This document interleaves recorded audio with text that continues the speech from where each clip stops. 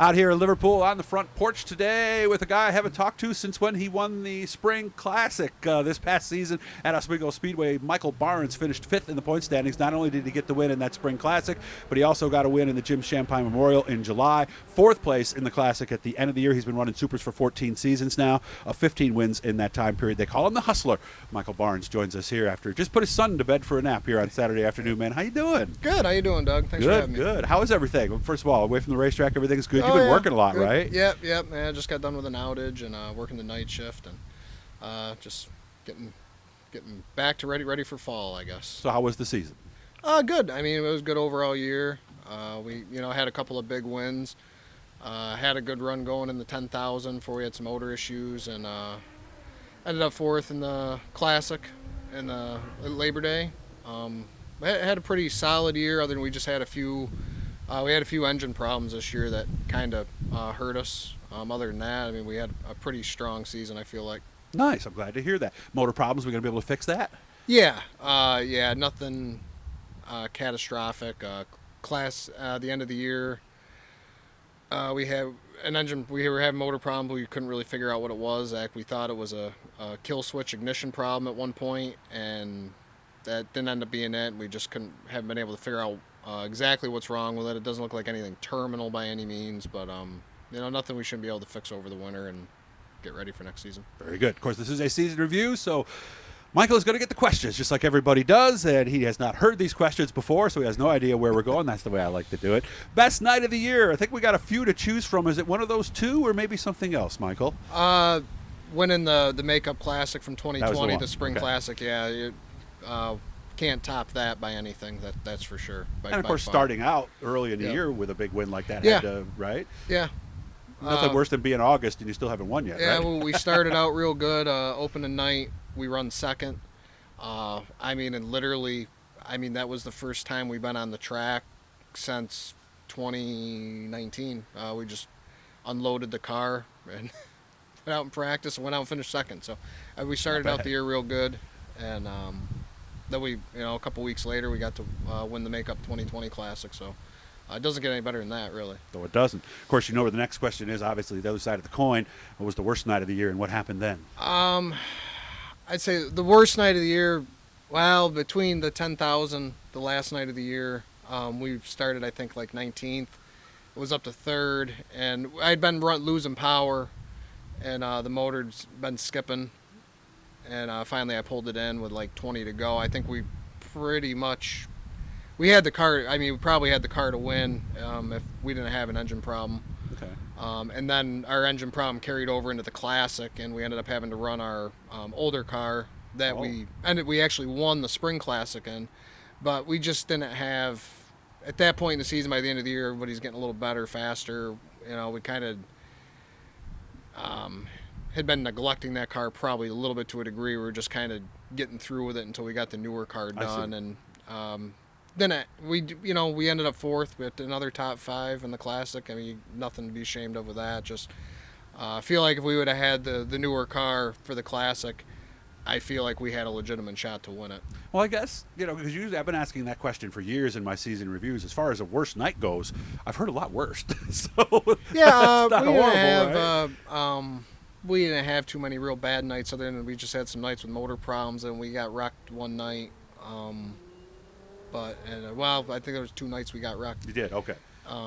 But I mean, nothing catastrophic. Just a bunch of bent up pieces and body panels, and nothing major. Good, I'm glad. What do you do on a rainout? Because obviously a lot of rainouts, sometimes we know kind of ahead of time we're going to get one, some are happen at the last minute. What do you do on a rainout night? Rainout? Yeah. Probably just sit home and watch TV, I guess, Okay. at this point in my life. With a young son. Right? So maybe 15 years ago I might have got a different answer. I'm trying to think if we had there. any rainouts this year. I think we had one. We actually got like half the show, and I think we got the heat races done. Okay. And I could tell. I mean, we were getting a storm, and I said to my dad and a couple of guys, I said, I don't know about you, but I'm making a run for it. And I made the right call because they got stuck in a downpour, and I got out of there.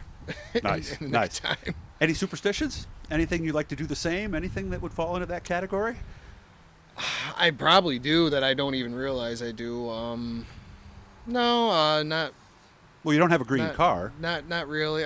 We got some teal in the car. I mean, I Okay. guess you can call that green, but the green's a color of money, so the green superstition's never been a big Okay. thing for me. Yeah, because for some people, it's a Oh yeah, deal no, breaker, I know some right? guys that they really.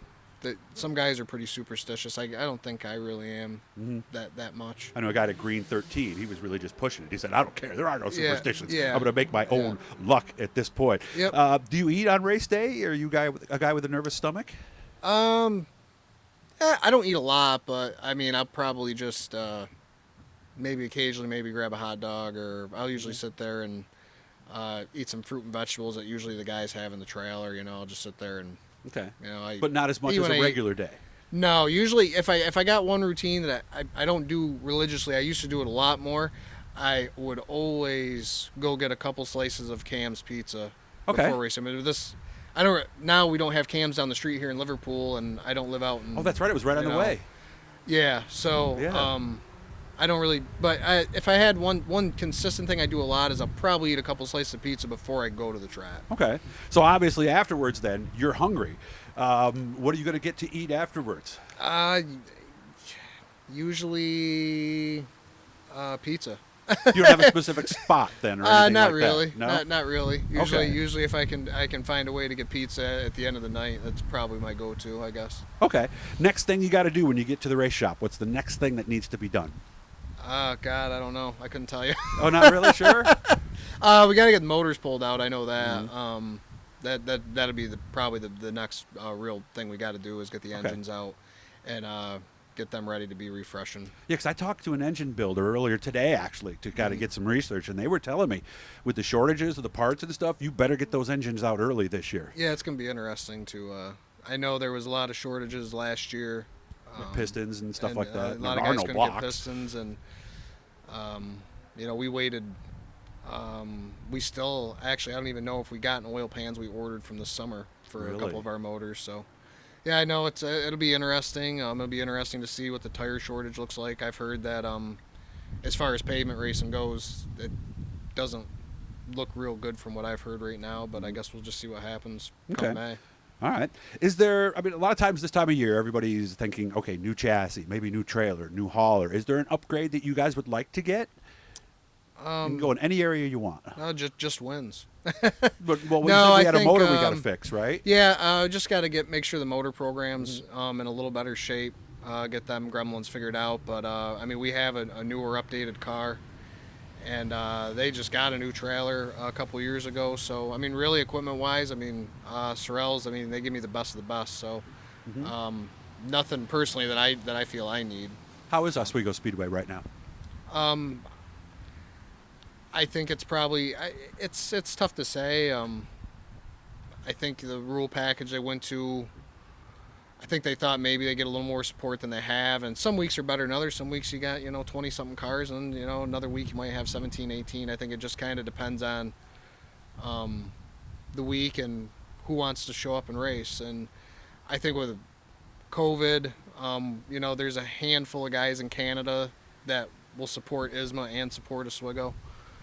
That didn't get to come down and race this year, so that hurts too. But I think I don't know how the season's going to look this year as far as who's going to show up. I've heard there's some guys leaving, and I guess we'll just kind of wait and see. Every time I think that, oh man, it's going to be bad, it seems like they somehow rebound. Huh? So somehow they always rebound. So I'm not really worried about that. I think Oswego's probably fine.